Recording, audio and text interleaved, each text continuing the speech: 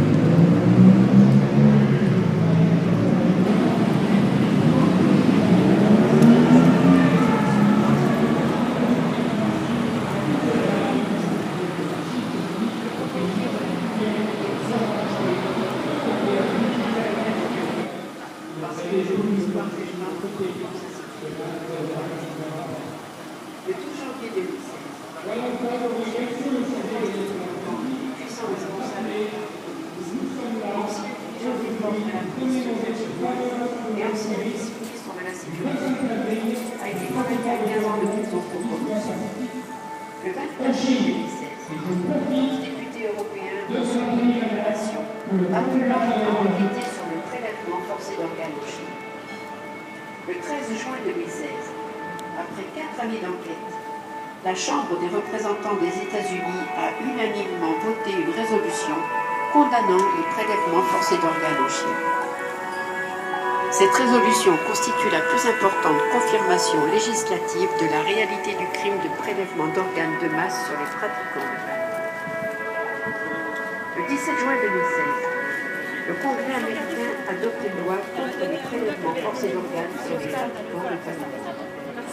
Le 28 juin 2016, Epoch Times présente un nouveau rapport de plus de 800 pages qui analyse en détail comment la Chine a bâti une vaste industrie de transplantation d'organes par un système de prélèvement non consenti sur les prisonniers de conscience. Selon le rapport, l'ensemble de ces installations a eu une capacité permettant d'effectuer entre 60 000 et 100 000 greffes par an depuis 2000. Lors de sa présentation au National Press Club de Washington, l'avocat des droits de l'homme David Matas, co-auteur du rapport, a déclaré: la conclusion finale de cette nouvelle étude et de tout notre travail antérieur est que les pratiquants de Falun Gong ont été tués pour leurs organes. Et ces organes ont été ensuite revendus par le Parti communiste chinois. Le prélèvement forcé d'organes sur les pratiquants de Falun Gong est devenu un moyen lucratif de les détruire décidément. Pour atteindre ces sombres activités, le Parti communiste chinois a utilisé la mine, la police armée, les prisons et les camps d'esclavage, délivrant un des actes les plus sombres de l'histoire de la civilisation.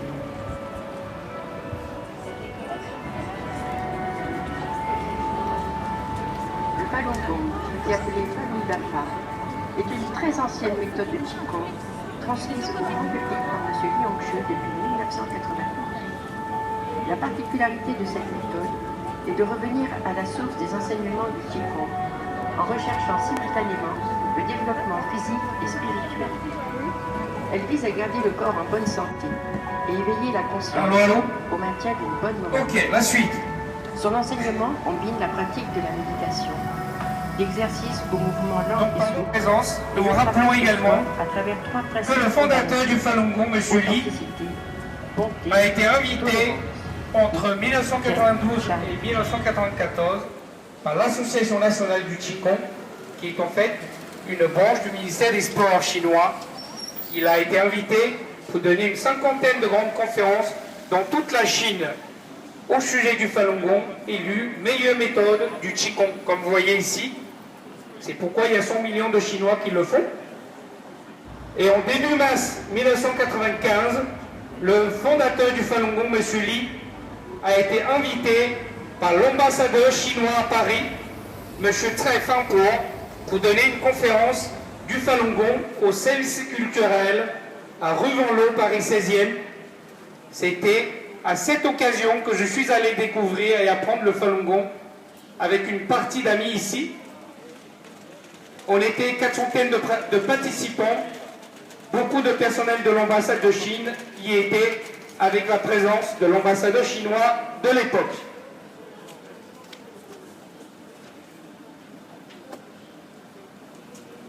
Quelques dates historiques. Donc en fin de 1998, le comité des sports chinois, qui équivaut au ministère des Sports, donnait des statistiques selon lesquelles le nombre de pratiquants de Falun Gong atteignait les 70 millions en Chine.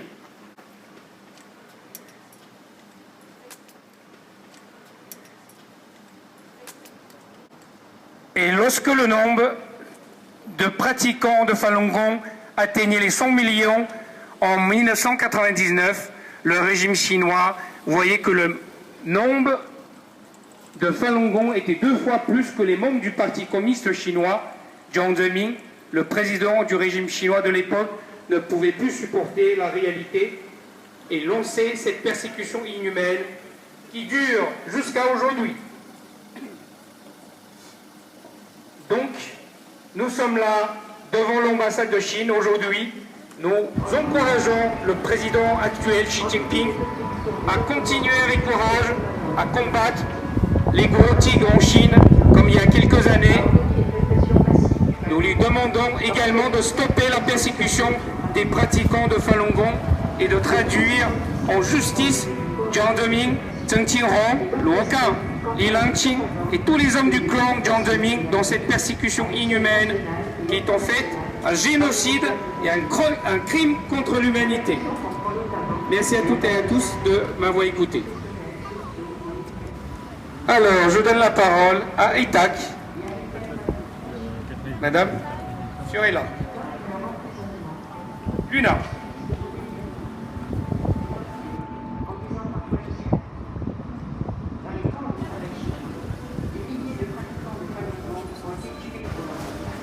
Oui, bonjour. Je suis Fiorella Luna, représentante nationale de l'ONG australienne ETAC. Merci, c'est un honneur d'être ici pour vous parler de cette question urgente. Ce que je vais vous expliquer peut se résumer en 5 mots. En Chine, les médecins tuent. Depuis au moins 2 décennies, le gouvernement chinois est accusé de prélever de force des organes sur des prisonniers de conscience, tuant la victime au passage. Cette pratique lui permet de supprimer les opposants et s'enrichir grâce à la vente de leurs organes. Bien que de multiples rapports de sources crédibles aient démontré l'existence de prélèvements forcés d'organes depuis 2006, la controverse persiste. Cela est dû en partie à l'empressement de certains gouvernements et organisations internationales de transplantation à accepter le récit de la réforme du gouvernement chinois, malgré un manque de transparence du système de transplantation d'organes qui enfreint les normes internationales promues par ces mêmes organisations. En 2017, notre organisation ETAC s'est adressée à un expert anglais en crime de masse, C. Geoffrey Nice. Il a conseillé la création d'un tribunal indépendant et avec d'autres membres du tribunal, ils ont analysé pendant 18 mois toutes les preuves disponibles sur ces crimes et ils ont fait 5 jours d'audience publique à Londres. La mission du tribunal était d'entendre et d'analyser les preuves afin de déterminer si les prélèvements forcés d'organes ont lieu en Chine et, le cas échéant, de déterminer les crimes internationaux commis par l'État chinois. Le China Tribunal a conclu notamment que les prélèvements forcés d'organes ont été commis pendant des années dans toute la Chine à une échelle significative. Les pratiquants de Falun Gong ont été une et probablement la principale source d'approvisionnement en organes. Et aussi, la vulnérabilité des Ouïghours à être utilisés comme une banque d'organes est également évidente. Où commencent donc les preuves que nous avons sur les prélèvements forcés d'organes? Avant 2000, les organes étaient principalement prélevés sur des condamnés à mort. Et une enquête menée par l'ONG Human Rights Watch en 1994 a révélé que d'autres criminels non violents et des prisonniers politiques avaient également rejoint le pool d'organes à cette époque. À partir de 2000, le nombre d'opérations de transplantation a connu une augmentation rapide en Chine. Cette augmentation a coïncidé avec la répression et l'arrestation massive des adeptes de la pratique bouddhiste du Falun Gong. De manière générale, les éléments de preuve examinés par le tribunal comprennent, sans s'y limiter, les éléments suivants. Les preuves des tests médicaux qui comprennent des scanners d'organes en images en 3D, rayons X et ultrasons, principalement sur les pratiquants du Falun Gong en détention, mais aussi plus récemment sur le peuple ouïghour. Des enquêtes analysant des informations provenant des sites web officiels chinois, tels que les taux d'utilisation des lits, les revenus des hôpitaux et les infrastructures des transplantations, indiquent que la Chine effectue beaucoup plus d'opérations de transplantation qu'elle ne le prétend officiellement. Des enquêtes sous couverture menées dans les hôpitaux chinois montrent que le tourisme de transplantation existe et que les organes sont disponibles à la demande. Des preuves médicales plus techniques indiquant qu'un soi-disant donneur a été tué plutôt que d'être décédé de causes naturelles. L'implication de l'armée dans les activités de transplantation et la recherche est aussi flagrante. Les sites web sur lesquels les hôpitaux proposaient des services de transplantation à des étrangers programmés à l'avance, y compris pour des transplantations cardiaques. Il y a eu aussi des enquêtes téléphoniques auprès des spécialistes chinois de la transplantation qui ont confirmé des temps d'attente aussi courts que 2 semaines. Certains appels indiquant que des organes du Falun Gong sont disponibles, même en 2020, en pleine crise sanitaire.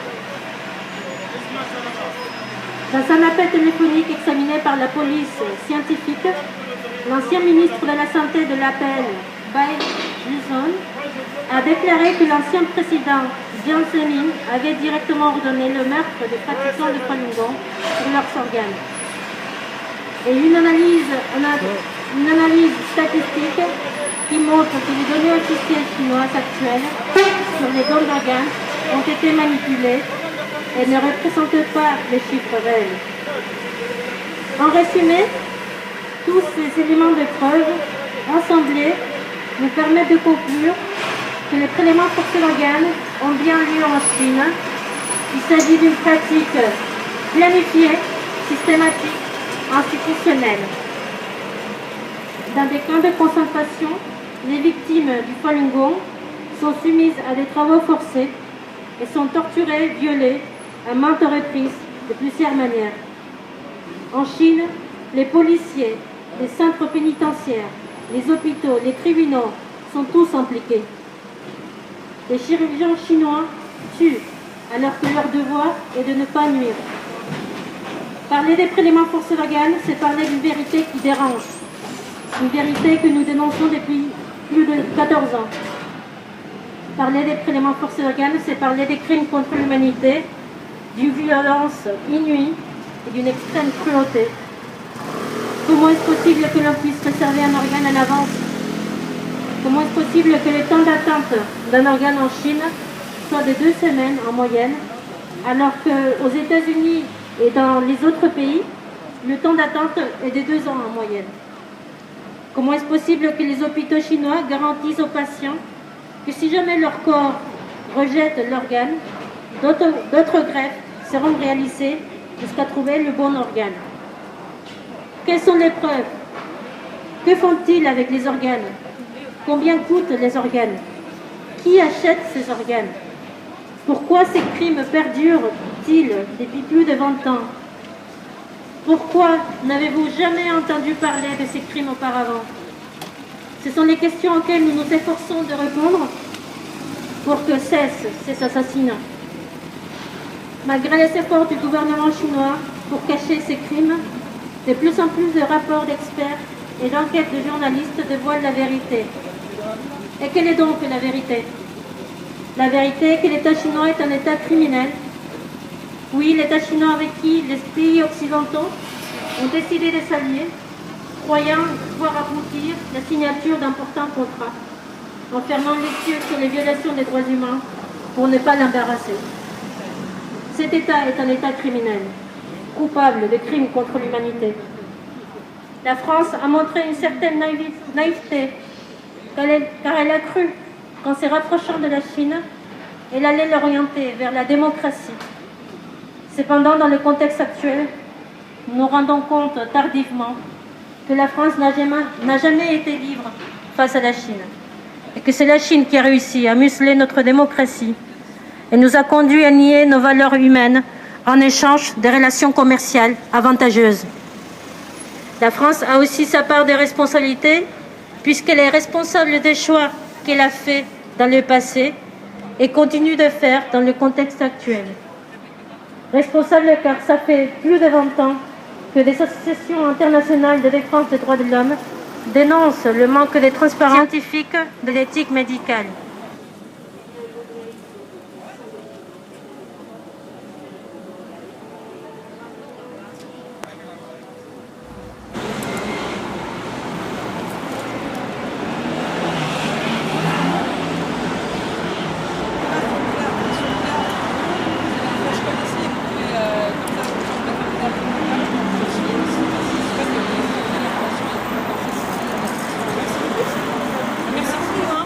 Très bonne journée. Au revoir, merci.